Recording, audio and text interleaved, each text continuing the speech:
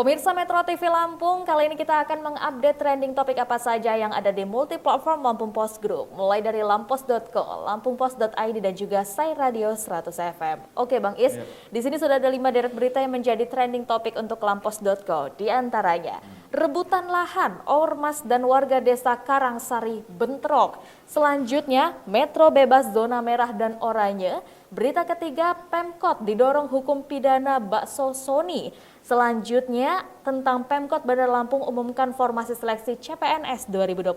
Dan yang terakhir, penumpang feri wajib tunjukkan sertifikat vaksin COVID-19. Oke, ini ada salah satu hal yang cukup sengit dan juga cukup membuat heboh di dunia maya saat ternyata ada berita tentang pemerintah kota didorong hukum pidana bakso Sony. Waduh. Saya kira sebagai warga negara yang baik, ya kan, tentu ada beberapa yang harus kita patuhi. Yang pertama, kalau kita menjadi warga negara yang baik itu, yang pertama itu bagaimana kita membayar pajak, ya kan?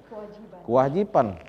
Saya warga negara berhak untuk membayar pajak, berkewajiban membayar pajak. Nah, setelah itu ya, kalau umpama saya makan, terus ada PPN-nya, ya kan, berapa persen, itu kan masuk dan itu dibayarkan. Bagaimana kita sebagai warga negara yang baik. Nah, kaitan dengan sebuah gerai makanan seperti bakso ini kan di Lampung ini begitu masif lah.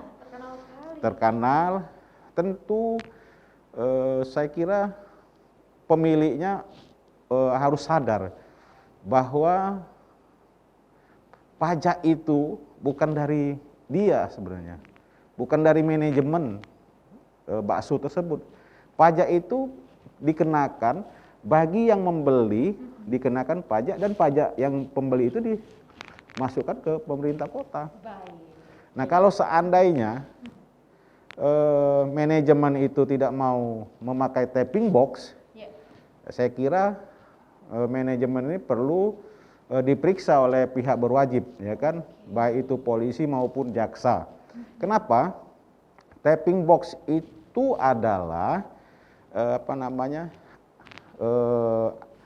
anjuran bagaimana Komisi Pemberantasan Korupsi (KPK) untuk melakukan pencegahan terjadinya kebocoran pajak di antara gerai, rumah makan, hotel, sampaikan ke pemerintah. Nah, ini kan dipasang tapping box itu supaya jelas berapa yang makan, berapa yang setiap harinya dihitung. Nah, tentu ini kan terdeteksi uang yang dari masyarakat dimasukkan ke kas daerah. Baiklah, kita akan beralih kali ini untuk lampungpost.id. Di antaranya, pasien COVID-19 di desa Pulau Tengah tersisa 10 orang. Kemudian, gerai bakso Sony tantang KPK. Selanjutnya, mahasiswa protes aturan ganjil genap Palembang. Berita yang keempat, P2G minta vaksinasi guru dan anak dipercepat. Dan juga tentang penggali kubur sang pahlawan kemanusiaan era pandemi. Oke, ini menuju tentunya tahun ajaran baru. Dan juga diharapkan akan terjadinya pembelajaran tatap muka. Dari P2G sendiri sudah meminta vaksinasi guru dan anak dipercepat. Baik. Ya, saya kira Lampung Pos hari ini ya kan, bagaimana kartu vaksin itu bagian dari kita ini menjadi hidup sehat gitu. Dengan vaksin kita semua akan bisa beraktivitas. Nah, berkaitan dengan trending topik berita bahwa guru dan siswa harus divaksin sebelum dilakukan tatap muka PTM, ini perlu kita dukung, didorong supaya walaupun situasi pandemi hari ini masih cukup tinggi, perlu bagi kita untuk mengingatkan bahwa pandemi itu salah satu upayanya adalah bagaimana kita melakukan vaksin yang seperti saya sampaikan tadi. Nah, siswa baik itu di tingkat SD, SMP maupun SMA juga mahasiswa, ya mungkin dari kebijakan dari pemerintah sendiri mungkin anak-anak yang berusia di SMA seperti antara 12 sampai 17 bisa melakukan vaksin terlebih dahulu sebelum mereka masuk mengikuti pelajaran di sekolah. Dan gurunya lebih dahulu divaksin gitu. Betul. Kita harapkan tentunya semuanya bisa kembali lagi seperti semula, tentunya dengan mengikuti peraturan yang ada. Kali ini kita akan beralih, Bang Is, dari lampungpost.id kepada Radio Sai 100 FM, berita tentang entertainment dan juga gaya hidup anak muda. Di antaranya yang pertama, Jen Salimar meninggal dunia. Selanjutnya, berkolaborasi bersama Yara Ray, Rini Wulandari kembali dengan single barunya Snake on Apple Trees. Selanjutnya berita ketiga, Pamungkas keluarkan lagu legendaris Dewa 19 Pupus dan Risalah Hati. Selanjutnya Black Widow banjir pujian dan kritik dari kritikus film. Dan yang terakhir dari K-pop NCT Dream rilis ulang album debut mereka Hot Sauce menjadi Hello Future. Oke.